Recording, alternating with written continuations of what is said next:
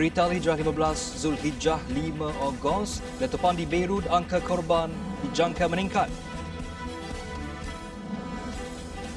3 lagi kes positif dari kluster Siva Gangga.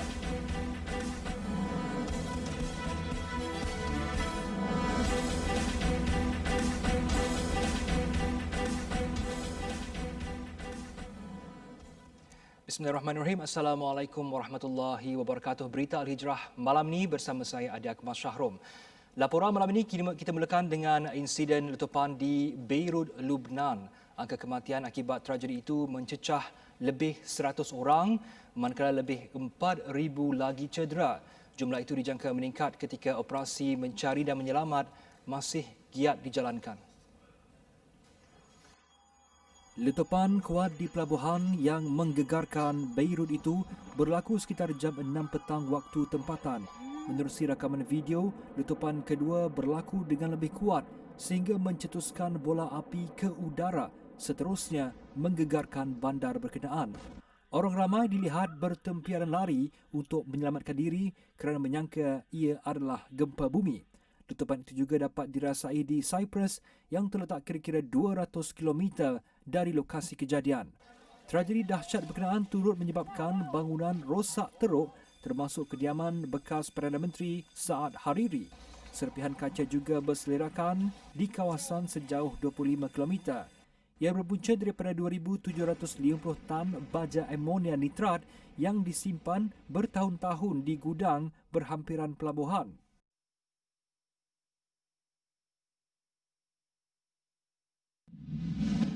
I've seen war, I've filmed war. I went to in 2006, I went to the South Lebanon to see this. But it took 30 days to do the same destruction. We had it in one explosion. It is a catastrophe. I've never seen something like that. كنت بالبيت على الطابق الثالث، البيت كله واجهه ازاز، انا قاعد حد الواجهه. طلع اول انفجار صارت تهز البنيه كثير، فكرنا زلزال. بعد شي 10 ثواني 15 ثانية طلع انفجار ثاني أقوى، طار كل الإزاز وكنت عم بهرب أنا بهالوقت، فضربني هون وكل الواجهة اللي قشطت عنا صارت بقلب الصالون.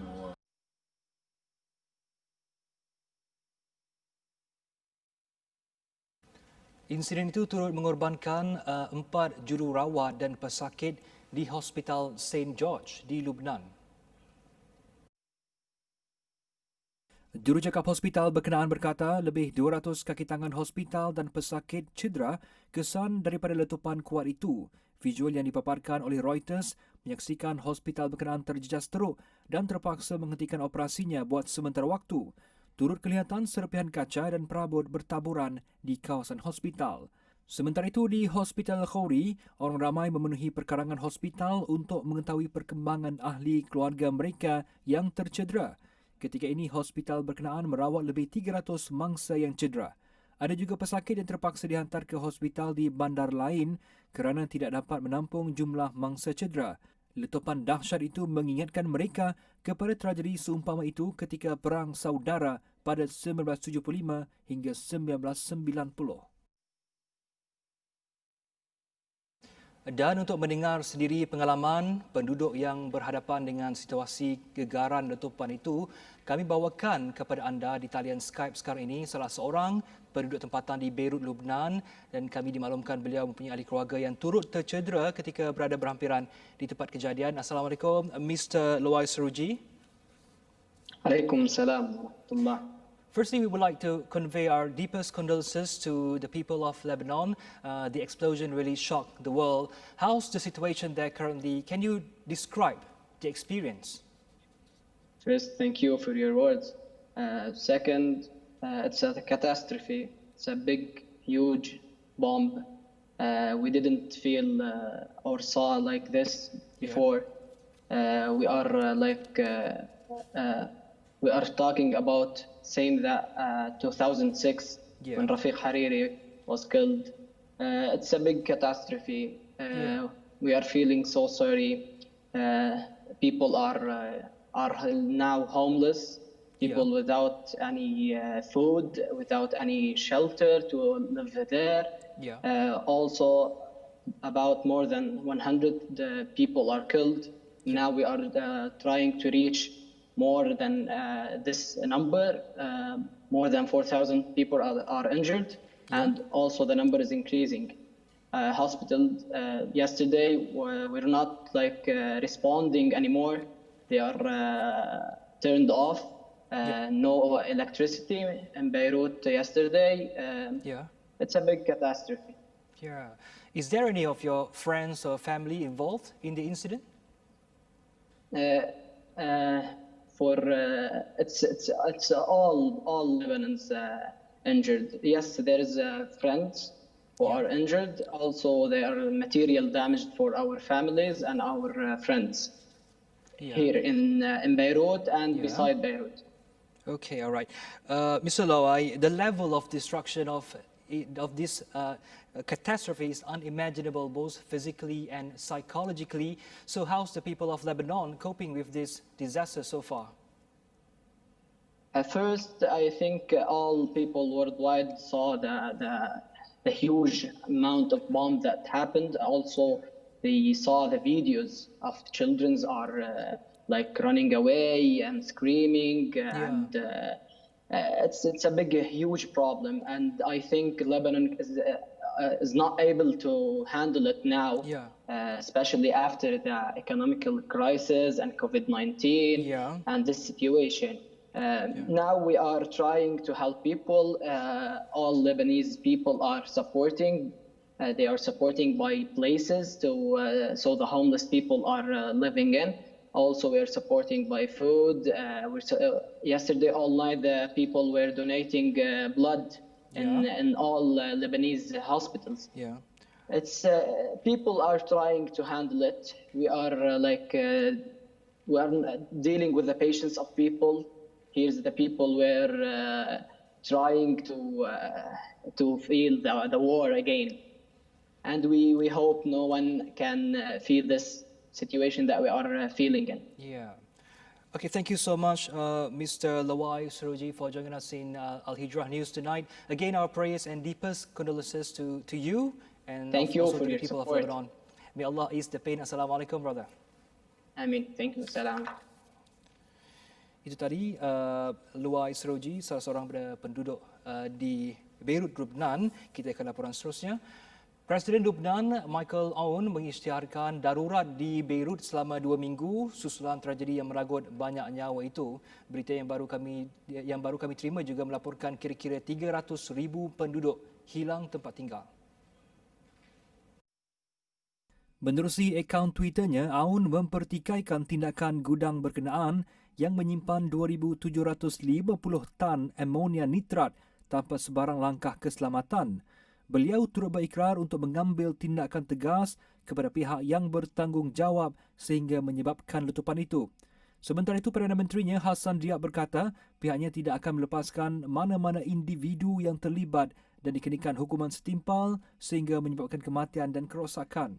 Hassan dalam pada itu merayu sokongan negara luar termasuklah pertolongan bantuan kecemasan bagi membantu mereka menghadapi situasi genting ini.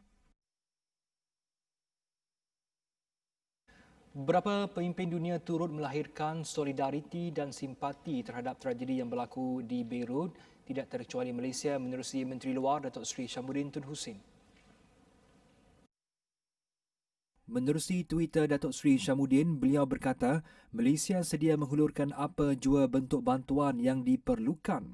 Sementara itu, pemimpin Qatar Emir Sheikh Tamim Hamad Al-Thani berjanji untuk menghantar perkhidmatan Hospital Medan bagi menyokong keperluan perubatan bagi mangsa yang cedera. Presiden Turki Recep Tayyip Erdogan juga bersedia menghulurkan bantuan kemanusiaan bagi meringankan beban mangsa dan penduduk yang terlibat. Sementara itu, Perancis menerusi Presidennya Emmanuel Macron berkata pihaknya sedang menghantar bantuan kecemasan kepada Lebanon.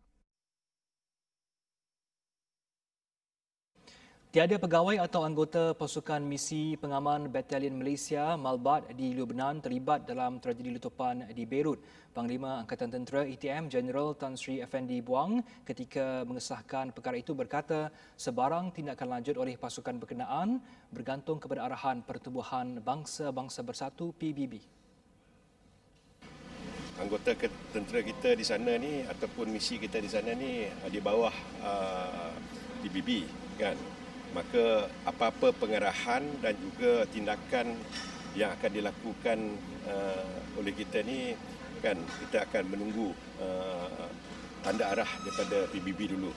Buat masa ni masih terlalu awal lagi lah.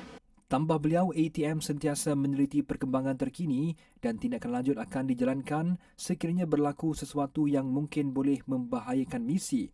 Beliau berkata demikian ketika ditemui media selepas Majlis Penyerahan Al-Quran Wakaf dan Pelancaran Al-Quran Corner Hospital Angkatan Tentera Malaysia 2020 siang tadi.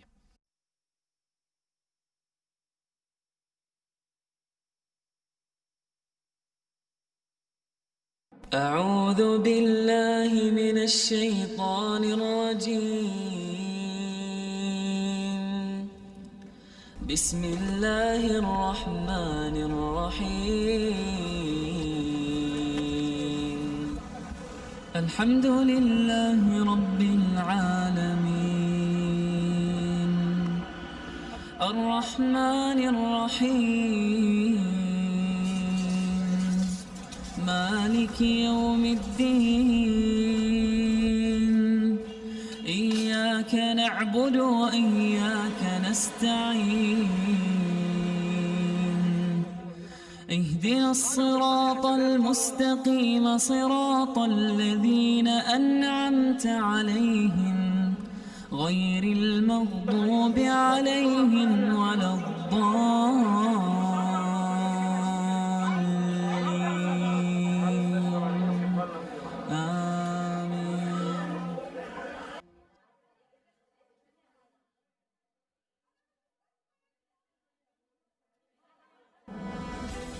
Kos umrah dijangka meningkat.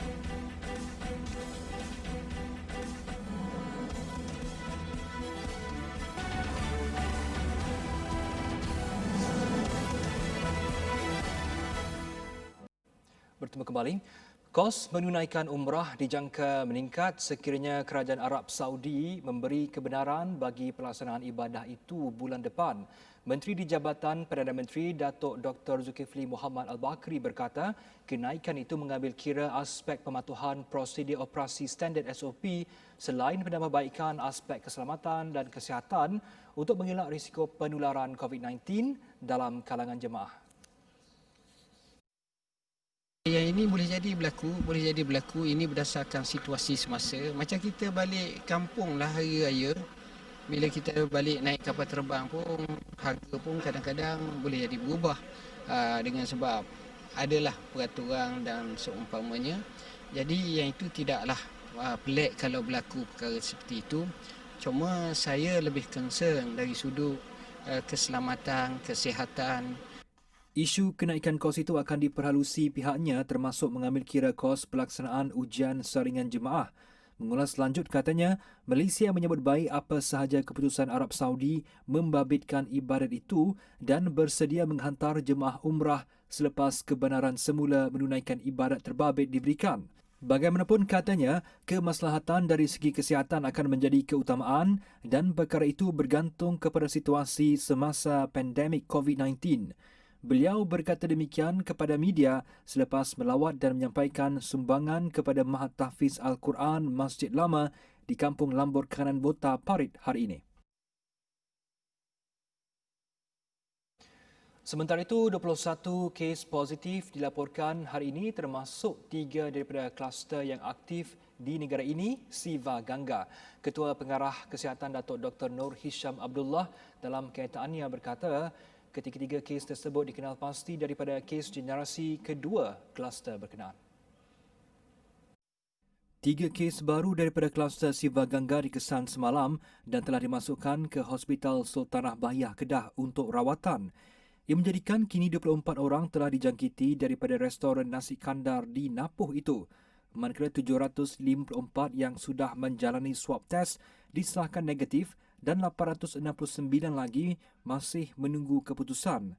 Sementara itu, 15 kes positif hari ini adalah kes import yang mendapat jangkitan dari luar negara namun melibatkan warga negara dan 6 lagi membabitkan kes penularan tempatan. Tiada kematian dilaporkan hari ini dan ia kekal 125 kes setakat ini. Penduduk di Padang Sanai Kedah yang terlihat individu memakai gelang merah jambu keluar dari rumah digesa untuk segera lapor kepada pihak polis. Ketua Polis Padang Terap, Deputi Superintenden Mulkiaman Manzar berkata, selain mereka, pihaknya juga memantau pergerakan sebuah keluarga yang tinggal di kawasan berkenaan selepas dilaporkan positif COVID-19. Pada masyarakat lain sepada kampung tu, jika nampak yang pakai gelang ni keluar pada kawasan tu, sila maklum kepada pihak polis lah untuk kita ambil tindakan. So yang kali ikut yang pakai gelang tu, dia tak boleh keluar dari kawasan tu. Sebab dia dah di kuarantin selama 14 hari, tunggu keputusan. Kalau keputusan negatif, gelang akan dibuka, dia bebas lah. So sekarang tak sampai 14 hari lagi, so dia kena patuhlah pada arahan. 4 sekeluarga yang dikuarantin di Padang Sanai, ekoran salah seorang daripada mereka positif COVID-19. Ia berpunca daripada mangsa pernah singgah makan di kedai nasi kandar di Napoh, iaitu lokasi kluster Siva Gangga. Katanya sebuah sekolah di Kubang Palas turut ditutup kerana 2 anak daripada mangsa yang bersekolah di situ turut disahkan positif. Sementara itu, Mulkiaman memaklumkan 3 sekatan jalan raya SJR telah dilakukan di daerah Padang Terap bagi memantau pergerakan keluar masuk di kawasan yang dikuarantin bagi mengekang penularan COVID-19. 24 pelajar baru program asasi Universiti Sains Islam Malaysia USIM yang berasal dari Sarawak dan Kedah diarah menjalani kuarantin selama 2 minggu. Pengarah Pusat Perumahan Pelajar USIM, Muhammad Salihuddin Syukur berkata, tindakan itu dibuat ekoran situasi semasa kes COVID-19 di kedua-dua negeri berkenaan. 5 daripadanya berasal dari Kuching dan selebihnya dari daerah Kubang Pasu di Kedah. Kita akan letak di blok yang sama tapi di unit yang sedikit berjauhan. So jumlah pelajar pun dikurangkan. Satu rumah kita letakkan 3 pelajar dan ada yang 4 pelajar. Maksudnya kami tujuannya adalah untuk mengurangkan risiko. Keadaan kita buat self quarantine di mana pelajar kita akan tetapkan di situ selama lebih kurang 14 hari. Dan makanan kita hantarlah kepada pelajar. So, parent tak perlu risau. InsyaAllah kita tanganinya dengan keadaan yang terbaik. Pelajar yang dikuarantin akan dipantau kaki tangan Kolej Kediaman serta Pusat Kesihatan Universiti dan jika mengalami gejala dan simptom, pelajar terbabit akan dibawa ke klinik kesihatan berdekatan bagi pemeriksaan lanjut. Pada sesi kali ini, USIM menerima 1,437 pelajar baharu dari seluruh negara secara berperingkat bermula 3 Ogos lalu. Sesi pendaftaran dijalankan secara pandu lalu di mana pelajar perlu berdaftar di aplikasi My Sejahtera sebelum suhu badan mereka diambil. Pelajar kemudiannya dihantar ke kolej kediaman masing-masing dengan hanya diiringi urus setia. Sesi kuliah yang bermula 10 Ogos ini turut dijalankan secara dalam talian di mana pelajar boleh mengikuti kelas dari kolej kediaman mereka kecuali yang melibatkan penggunaan makmal. Sindiket pengedaran dadah geng Boboy yang beroperasi sejak 3 bulan lalu tumpas menerusi 10 serbuan di sekitar Seri Alam Iskandar Puteri dan Johor Bahru. Hasil serbuan sejak 27 hingga 31 Julai lalu berjaya menahan 24 suspek termasuk 16 warga negara dan 8 warga negara asing. Suspek pertama berusia 27 tahun ditahan pada operasi pertama di sebuah hotel di Johor Bahru bersama teman wanitanya yang juga warga negara Vietnam. Ketua Polis Johor Datuk Ayub Han Maidin Piche berkata, hasil tangkapan itu, Polis Johor berjaya mengesan seorang lagi perempuan warga negara Cina yang juga dalang sindiket terbabit. Kesemua mereka berumur di antara 16 hingga 61 tahun. Saringan air kencing mendapati 19 suspek positif dadah jenis metafetamin dan ketamin. 7 suspek mempunyai rekod lampau berkaitan jenayah dan dadah, manakala seorang suspek lelaki warga Singapura turut mempunyai rekod lampau berkaitan dadah di Singapura. Turut dirampas 5.137 kg pelbagai jenis dadah, 2,469 biji pil ecstasy, 859 biji pil Ermin 5 dan 2 biji pil yaba. Pelbagai barang kemas bernilai RM32,996, 2 buah kenderaan dan pelbagai mata wang asing disita. Untuk makluman rakan media, bermula 1 Januari hingga 31 Julai, Jabatan Sdn Narkotik Johor telah berjaya membuat tangkapan seramai 11,2 64 orang atas pelbagai kesalahan dadah dan dalam tempoh yang sama telah berjaya membuat rampasan dadah sebanyak 1,000 kilogram. Keseluruhan dadah yang dirampas adalah bernilai RM22.14 juta. Turut disita adalah harta bernilai RM8.84 juta.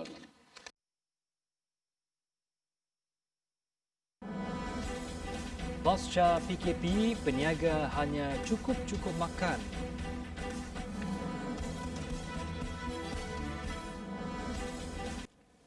Bertemu kembali. Hampir 2 bulan kembali berniaga selepas Perintah Kawalan Pergerakan PKP, hasil perniagaan tidak lagi serancak dulu, bahkan diibaratkan cukup-cukup makan. Itu antara luahan peniaga yang terkesan ketika negara dalam fasa pemulihan COVID-19. Namun mereka tetap lega dapat meneruskan perniagaan bagi menampung kehidupan sekeluarga.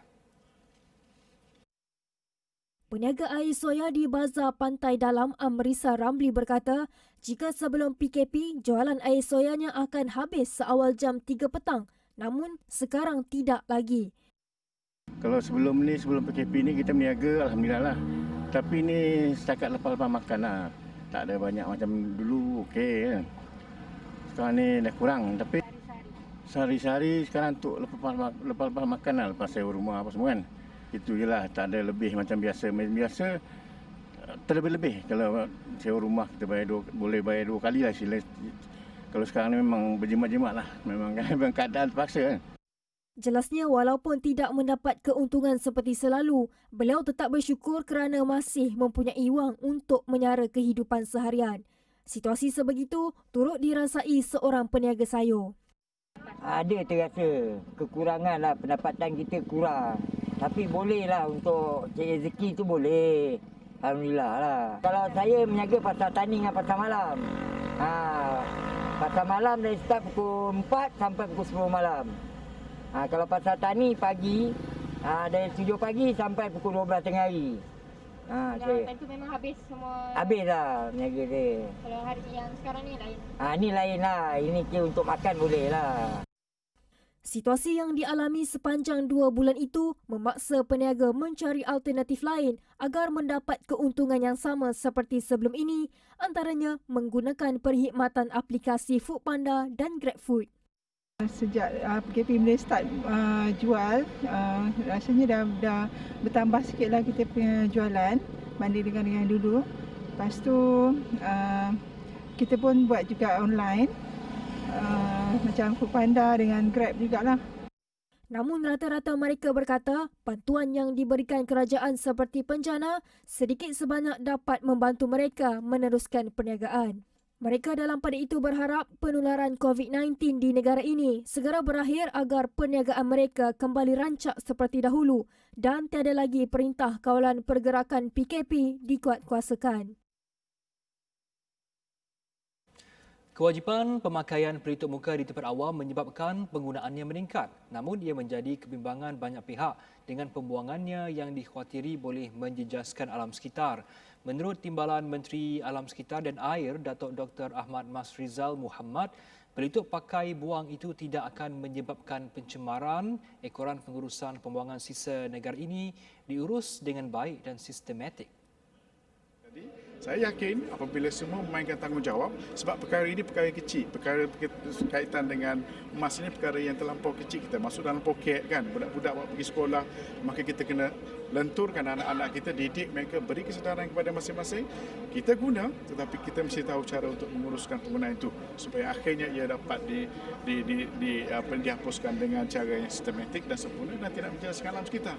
Tambahnya, cara perubusan dan pembuangan pelitup muka tidak perlu menggunakan kaedah klinikal dan hanya perlu membuang ke dalam tong sampah sebelum dikutip oleh pihak operator pengurusan sampah dan akan dilupuskan di tempat yang telah ditetapkan. Beliau berkata demikian ketika ditemui selepas majlis menandatangani perjanjian perkhidmatan pengusungan sistem perangkap grease, lemak dan minyak di antara Indah Water Consortium IWK Sdn Bhd dan Nusa Baiduri Sdn Bhd di Ibu Negara.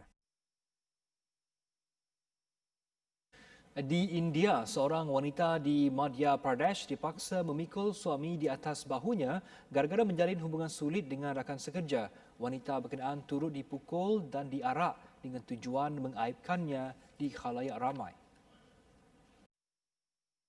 Kejadian berlaku di kampung yang terletak di daerah Jabwa yang mengundang kemarahan warga net selepas video berkenaan tular di laman sosial sejak Jumaat lepas. Video berkenaan memaparkan seorang wanita dipaksa memikul suaminya manakala sekumpulan lelaki dan kanak-kanak dilihat memegang tongkat dan memukulnya. Turut kedengaran dalam video berkenaan adalah suara orang ramai mentertawakan wanita berkenaan. Susulan insiden itu, polis Jabwa menahan 7 lelaki termasuk suami wanita berkenaan. Dengan itu, sekian berita Al-Hijrah. Terima kasih kerana menonton. Assalamualaikum warahmatullahi wabarakatuh.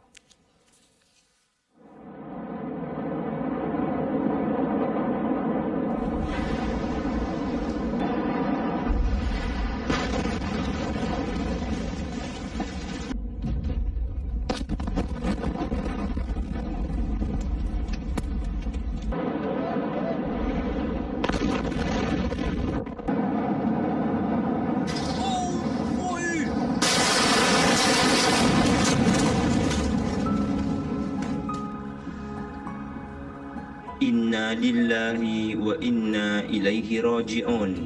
Allahumma ajurni fi musibati wa akhlif li khairan minha. Sesungguhnya kami adalah kepunyaan Allah dan kepada Allah jugalah kami kembali. Ya Allah, berikanlah pahala atas musibah yang menimpaku dan gantikanlah kepadaku dengan yang lebih baik.